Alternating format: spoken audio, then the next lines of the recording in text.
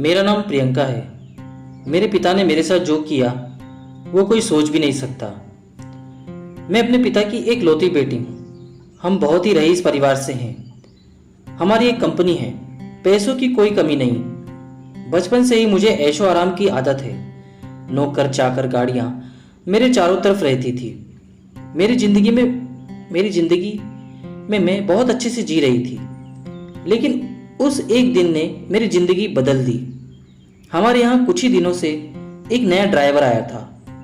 वो ड्राइवर जवान था, लेकिन वो मुझे पसंद नहीं था। वो ज़्यादा सवाल पूछता था, कहाँ जा रहे हो, क्यों जाना है। इतना तो मेरे पापा भी मुझसे नहीं पूछते थे। एक दिन जब उस ड्राइवर ने हद कर दी तो मैंने उसे एक तमाचा मार दिया और उसे नौकरी से निकाल दिया। मेरे पापा को यह बताना जरूरी नहीं समझा, क्योंकि हमारे यहाँ ड्राइवर की कोई कमी नहीं थी। लेकिन मुझे नहीं पता था कि मेरे साथ यह होने वाला है। एक दिन सुबह जब मैं उठी तो वो मेरे कमरे में ड्राइवर था।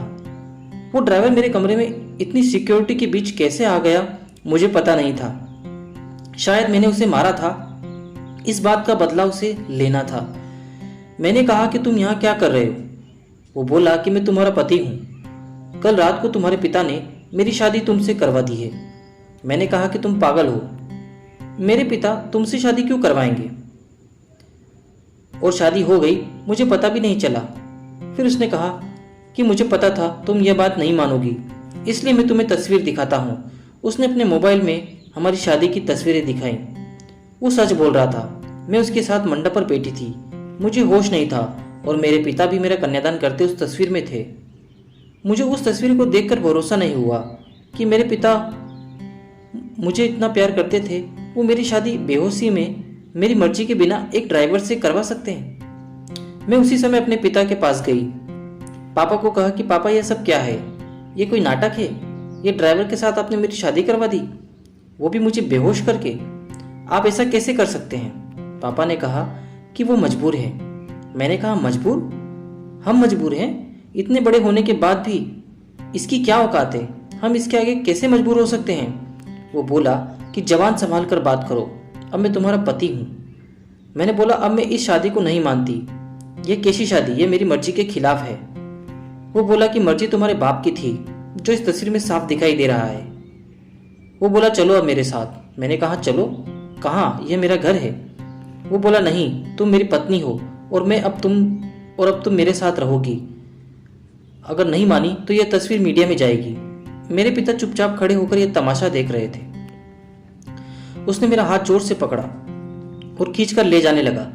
इतनी सारी सिक्योरिटी, लेकिन कोई उसे नहीं रोक रहा था। मेरे पिता भी जैसे बुत बन गए थे। पर क्यों? मैं रो रही थी और वो मेरा हाथ खींचकर मुझे ले जाता रहा।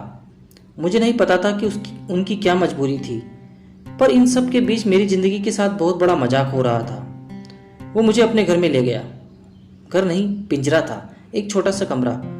बाथरूम के लिए भी कमरे के बाहर जाना पड़ता था। उसने मुझसे कहा कि यही अब मेरा घर है, यहीं पर रहना है और खाना है। पास में भी बहुत सारे कमरे थे, उनमें भी लोग रहते थे। मैं ऐसी जगह आ जाऊंगी मुझे पता नहीं था। उसने कमरे में खाने का सामान रखा और कहा कि भूख लगी है, खाना बनाओ। एक थप्पड़ का बदला वो इस तरह लेगा मुझे पता नहीं। मैंने कहा मुझे खाना नहीं आता। वो बोला ठीक है, मैं कहीं खा लूँगा, तो फिर भूखी रहो। वो इतना कहकर चला गया। मैंने सोचा था कि मैं भाग जाऊं, लेकिन फिर सोचा कहाँ जाऊंगी, मेरे घर जा नहीं सकती। मैं वहीं रोती रही। भूखी शाम हो गई थी, मुझे भूख लग रही थी। ऐसी भूख मैंने अपनी ज़िंदगी में कभी महसूस नहीं की थी। मैं मेरे कमरे की चौखट पर बैठकर रो रही थी। पास के कमरे से एक औरत ने मुझे रोते देखा और कहा क्या हुआ। मैंने कहा भूख लगी है। वो बोली इतनी सी बात। उसने अपने कमरे से एक रोटी और थोड़ी दाल मुझे दे दी। उसे मैंने खाया।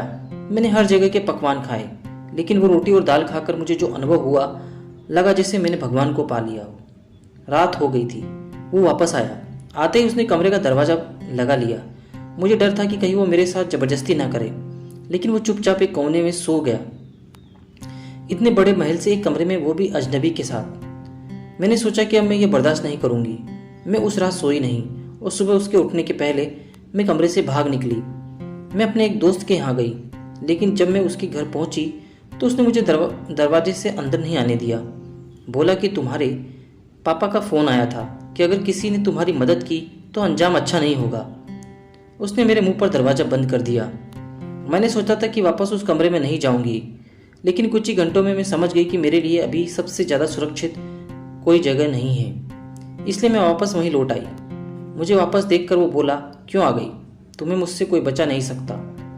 मैंने अपने आप को इतना मजबूर पहले कभी नहीं महसूस किया। मैं इसी तरह से वहाँ अपना जीवन काट रही थी। मुझे वहाँ रहते अब 10 दिन हो गए थे।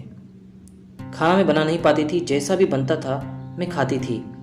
फिर एक दिन मैं चक्कर खाकर गिर गई और जब मुझे होश आया तो मैं अपने पिता के घर थी। सामने मेरे पापा थे। उन्हें देखकर ही मुझे गुस्सा आ गया। मैंने कहा, आप मुझे यहाँ क्यों ले आए? मुझे वहीं मरने क्यों नहीं दिया? उस कमरे में वो ड्राइवर भी था। पापा बोले, बेटा मैं तुझे कितना समझाया, लेकिन तू नहीं मानी, तो आखिरकार मुझे ये तरीका अपनाना पड़ा। तुम जिस माहौल में रहकर 10 दिन में परेशान हो गई, उस जगह से उठकर मैंने ये सब बनाया है। तुम्हें यह सब ऐसे ही मिल गया तो तुम्हें इसकी कोई कदर नहीं रह गई। तुम शराब के नशे में रहती हो। हमारे घर जो काम करते हैं तुम उन्हें इंसान ही नहीं समझती हो। कितने लोगों को तुमने मुझसे छिपा कर नौकरी से निकाल दिया। तुम्हें पता है नौकरी क्या होती है, कैसे परिवार चलता है? शायद तुम इन 10 दिनों में कुछ सीख पाई होगी कि ड्राइवर वहीं नहीं अरुण है, मेरे दोस्त और बिजनेसमैन रमन का लड़का। ये तुमसे शादी करना चाहता था। मैंने ही इसे कहा था कि तुम पहले उसे जान लो। तुम्हें उसने फॉलो किया तो वो समझ गया कि तुम गलत रास्ते पर हो। इसलिए हम दोनों ने मिलकर यह नाटक किया ताकि तुम्हारी आंखें खुल सके। जिस रात तुम्हारी शादी करवाई थी उस रात भी तुम नशे में घर आई थी। पैसे और जिंदगी की कदर करो, सबके नसीब में यह नहीं होता है। यह सब मेरे लिए था, मुझे सिखाने के लिए, और सच में इन सब से मेरी आंखें खुल गई। मैं एक नई इंसान ही बन गई। अरुण ने भी मेरा फ़ायदा उठाने की कोशिश नहीं की। मुझे पता चल गया था कि वो मुझसे कितना प्यार करता है। पिता की यह सीख मुझे एक नया इंसान बना गई।